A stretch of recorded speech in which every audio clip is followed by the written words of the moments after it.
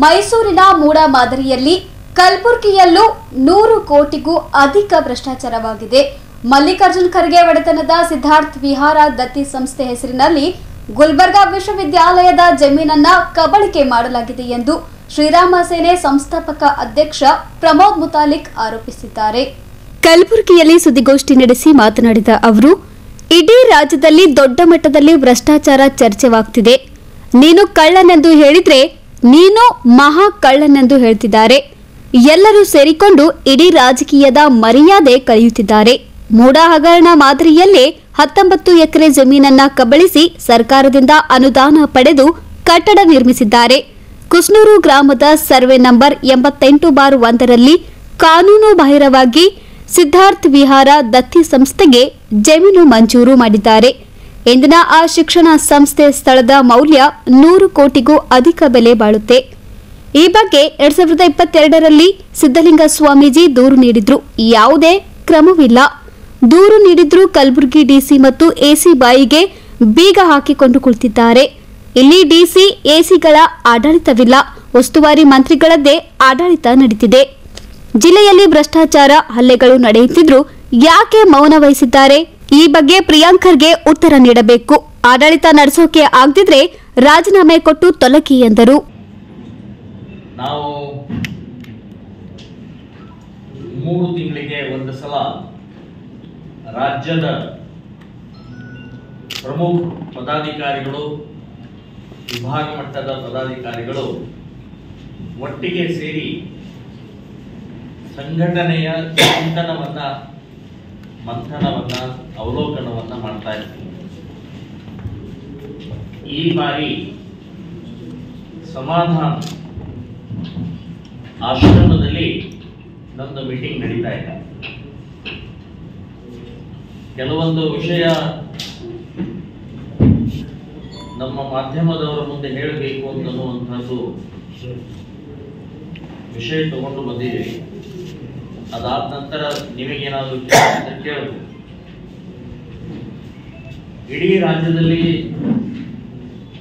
ಭ್ರಷ್ಟಾಚಾರದ ಬಹಳ ದೊಡ್ಡ ಚರ್ಚೆ ಆಗ್ತಾ ಇದೆ.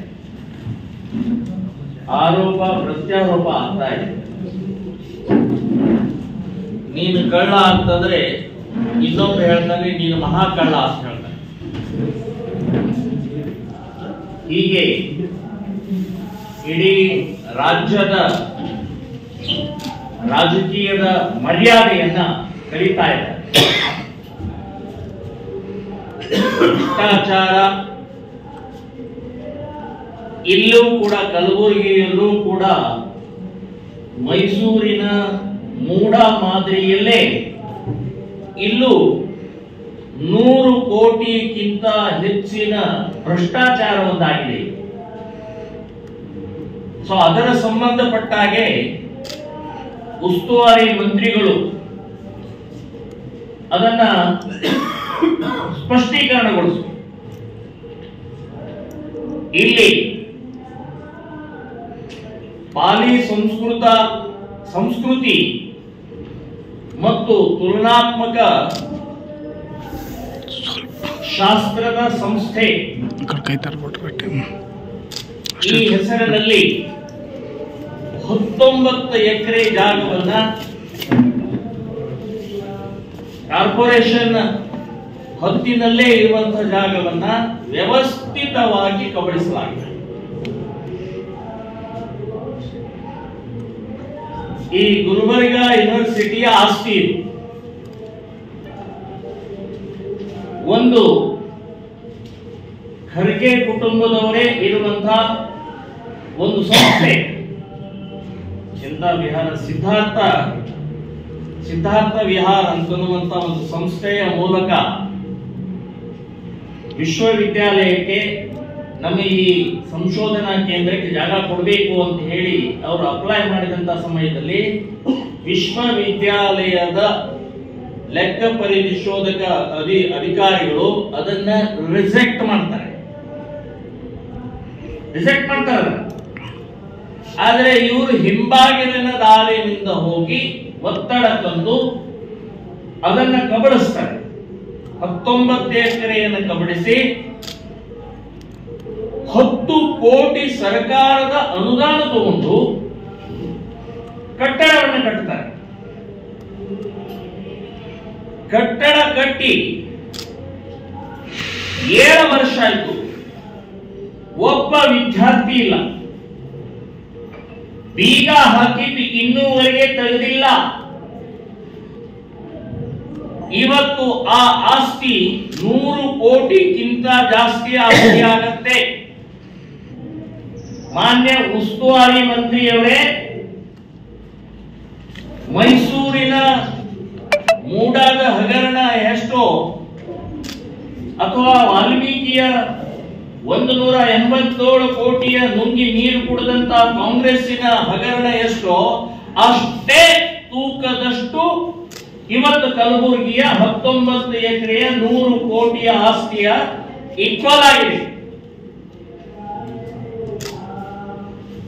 ಇದು 66 ಲಕ್ಷ ರೂಪಾಯಿ ಚಿಲ್ಲರೆ ಎಷ್ಟೋ ಅದಕ್ಕೆ ಕಟ್ಟಬೇಕು, ಅದು ಕಟ್ಟಿಲ್ಲ. ಸೊ ಎಲ್ಲ ವ್ಯವಸ್ಥಿತವಾದಂತ ಒತ್ತಡ ತಂದು ತಮ್ಮ ಅಧಿಕಾರದ ದುರುಪಯೋಗ ತಗೊಂಡು ಕಾನೂನ ಬಾಹಿರವಾಗಿ ಇದನ್ನ ತಮ್ಮದನ್ನಾಗಿ ಮಾಡಿಕೊಂಡಿದ್ದಾರೆ. ಇದು ಉತ್ತರ ಕೊಡಿ. ಸನ್ಮಾನ್ಯ ಖರ್ಗೆ ಅಂಡ್ ಕಂಪನಿ, ನೀವು ಉತ್ತರ ಕೊಡಬೇಕು. ಈಗಾಗಲೇ ಇದರ ಸಂಬಂಧಪಟ್ಟ ಹಾಗೆ 22ನೇ ಇಸವಿಯಲ್ಲಿ 2 ವರ್ಷ ಆಯಿತು, ನಮ್ಮ ಶ್ರೀರಾಮ ಸೇನೆಯ ಸಂಘಟನೆಯ ರಾಷ್ಟ್ರೀಯ ಗೌರವದ ಅಧ್ಯಕ್ಷರಾದಂತಹ ಪೂಜ್ಯ ಶ್ರೀ ಸಿದ್ಧಲಿಂಗ ಸ್ವಾಮೀಜಿಯವರು ಕಂಪ್ಲೇಂಟ್ ಕೊಟ್ಟಿದ್ದಾರೆ. ಆ ಕಂಪ್ಲೇಂಟ್ ಕಾಪಿ ನಿಮ್ಮ ಹತ್ರ ಕೊಟ್ಟಿದೆ. ಇನ್ನೂವರೆಗೆ ಏನೂ ಕ್ರಮ ಆಗಿಲ್ಲ, ಯಾವುದೇ ಕ್ರಮ ಆಗಿಲ್ಲ. ಡಿಸಿ ಕೊಟ್ರೆ ಡಿಸಿ ಅವರು ಎಸಿಗೆ ಟ್ರಾನ್ಸ್ಫರ್ ಮಾಡಿದ್ದಾರೆ. ಎಸಿ ಅವರು ಇಟ್ಕೊಂಡು ಕೂತಿದ್ದಾರೆ, ಕುರ್ಚಿ ಕೆಳಗಡೆ ಇಟ್ಕೊಂಡು ಕೂತಿದ್ದಾರೆ ಅಥವಾ ಕಸದ ಬುಟ್ಟಿಗೆ ಎಸೆದಿದ್ದಾರೆ. ಸನ್ಮಾನ್ಯ ಎಸಿ ಅವರೇ, ಕಂಪ್ಲೇಂಟಿನ ಬೆಲೆ ಇಲ್ವಾ? ಕಂಪ್ಲೇಂಟ್ ಕೊಟ್ಟದ್ದಕ್ಕೆ ನಿಮ್ಮ ಉತ್ತರ ಇದೆಯಾ? ಕ್ರಮ ತಗೊಂಡಿದ್ದೀರಾ? ಬಾಯ ಮುಚ್ಕೊಂಡಿದ್ದೀರಿ. ಕ್ರಮ ಯಾಕೆ ತಗೊಂಡಿಲ್ಲ? ಯಾರು ಒತ್ತಡ ಮಾಡಿದ್ದಾರೆ ನಿಮ್ಮ ಮೇಲೆ? ಬಹಳ ಕ್ಲೀನ್ ಆಗಿದೆ, ಬಹಳ ಸ್ವಚ್ಛವಾಗಿದೆ, ದಾಖಲೆ ಸಹಿತ ಇವತ್ತು ಆ ಕಂಪ್ಲೇಂಟ್ ಅನ್ನು ಕೊಟ್ಟಾಗಲೂ ಕೂಡ ಇಲ್ಲಿವರೆಗೆ ನೀವು ಯಾವುದೇ ಕ್ರಮ ತಗೊಂಡಿಲ್ಲ. ಸೊ ಇಲ್ಲಿ ಡಿಸಿ ಎಸಿಗಳ ಆಡಳಿತ ಇಲ್ಲ, ಉಸ್ತುವಾರಿ ಮಂತ್ರಿಗಳೇ DC. Bureau report in Gulbarga news.